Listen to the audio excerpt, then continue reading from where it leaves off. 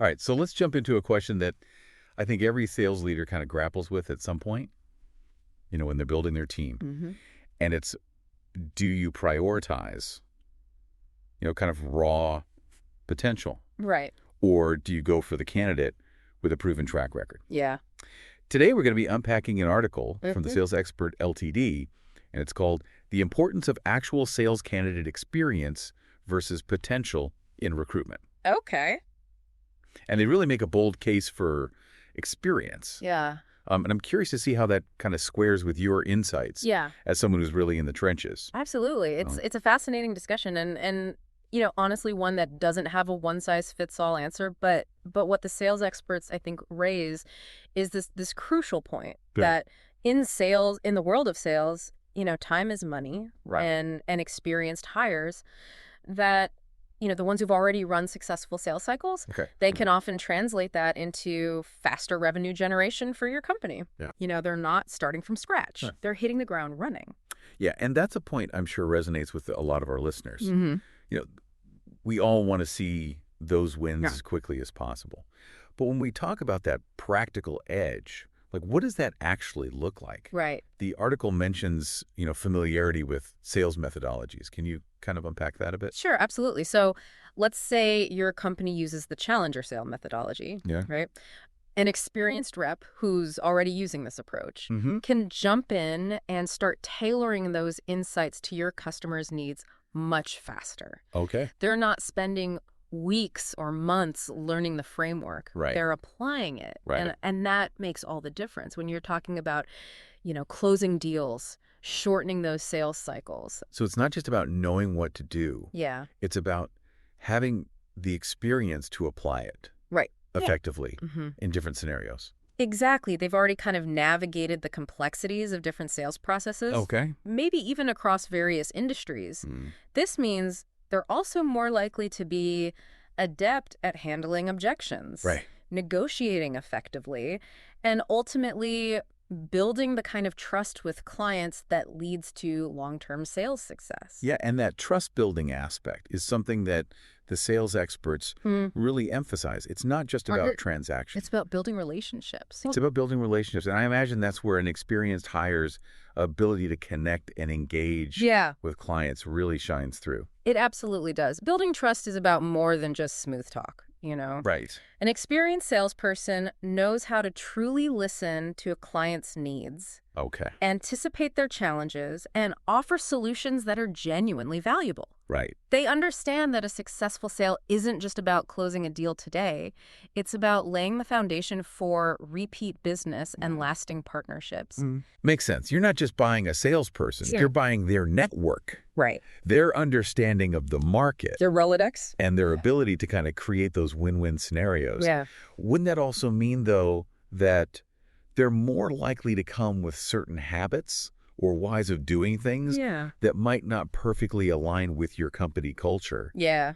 How do you balance that potential clash? That's a great point. And it's where the onboarding process becomes crucial. It's about finding that sweet spot between leveraging their existing expertise Right. and integrating them into your company's specific way of doing things. So you're saying even with an experienced hire, Yeah.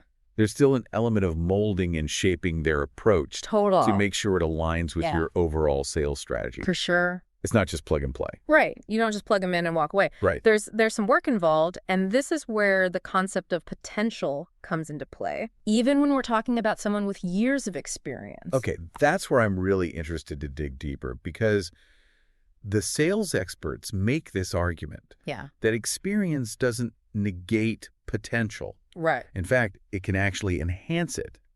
So how do you see that playing out in a real-world scenario? Yeah. So think of it like this. An experienced salesperson who's consistently exceeded targets, Okay. maybe even pioneered new strategies. Right. They're essentially a case study in potential, realized. Mm-hmm.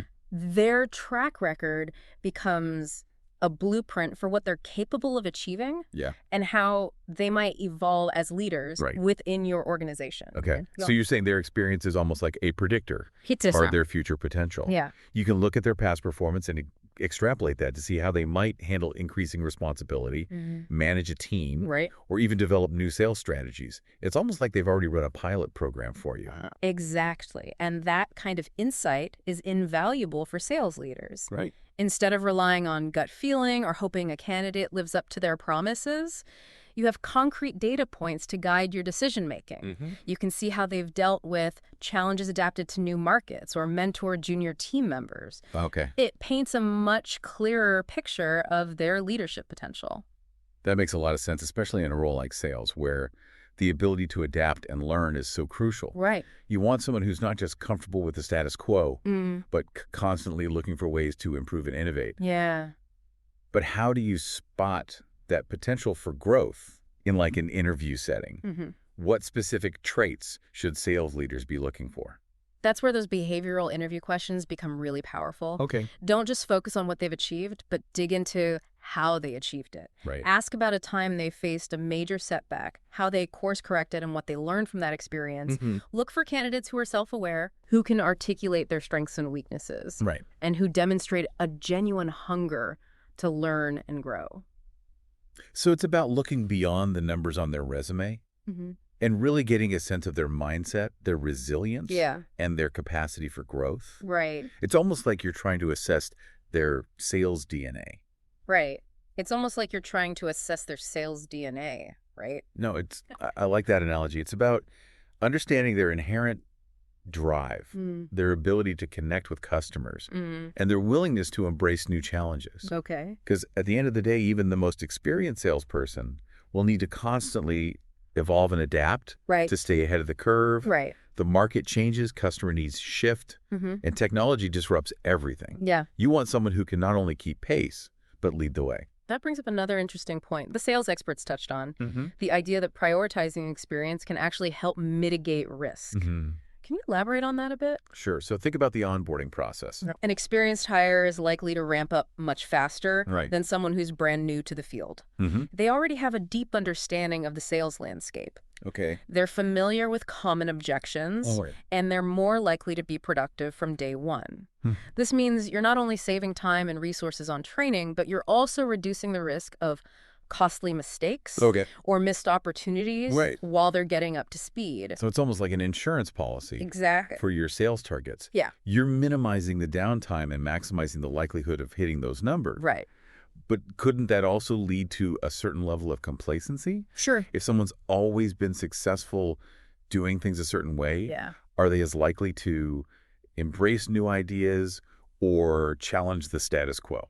That's a valid concern, and it's where leadership comes in. Okay. Creating a culture that encourages continuous learning, innovation, and healthy debate is key. You want experienced hires to feel empowered to share their knowledge and mentor others. Right. But also to be open to new perspectives and approaches. It's about striking that balance between leveraging their expertise and fostering a growth mindset. Sounds like creating that kind of environment is a crucial factor in maximizing the return on your investment in experienced hires. Right. You're not just hiring them for what they know today. You're investing in their ability to evolve and continue adding value as the sales landscape changes. Absolutely. And that's where the sales experts approach really resonates. Okay. It's not about choosing between experience and potential. Right. It's about finding candidates who embody both individuals who can hit the ground running and continue to push boundaries. Okay. That's the recipe for sustainable sales success. So to bring this all back to our listeners, if you're a sales leader building your dream team, what's the key takeaway from all this? It sounds like you really need to be intentional about what you're looking for, you know? Don't just default to experience or potential. Right.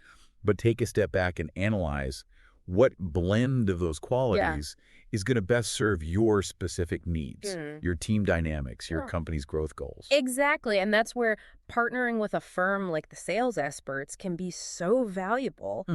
They have the expertise to not only identify candidates with the right experience, but to also assess their potential and cultural fit. Right.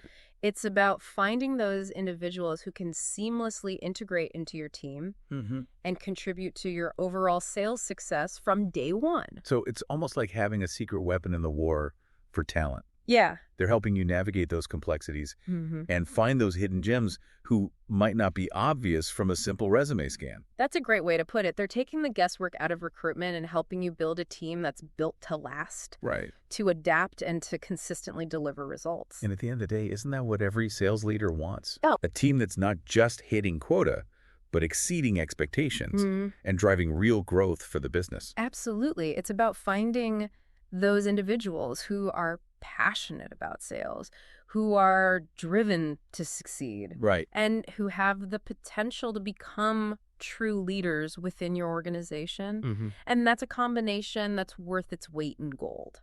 So to wrap up our deep dive today into this insightful article from the sales experts, I think the biggest takeaway is this.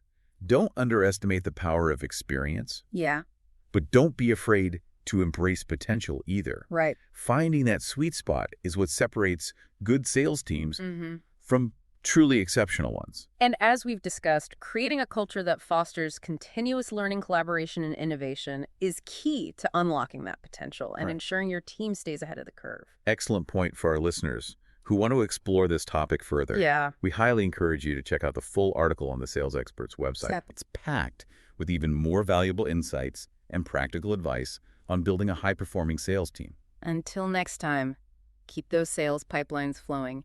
And remember, the right talent can make all the difference. That's it for today's deep dive. We'll catch you next time for another fascinating exploration of the topics that matter most to you.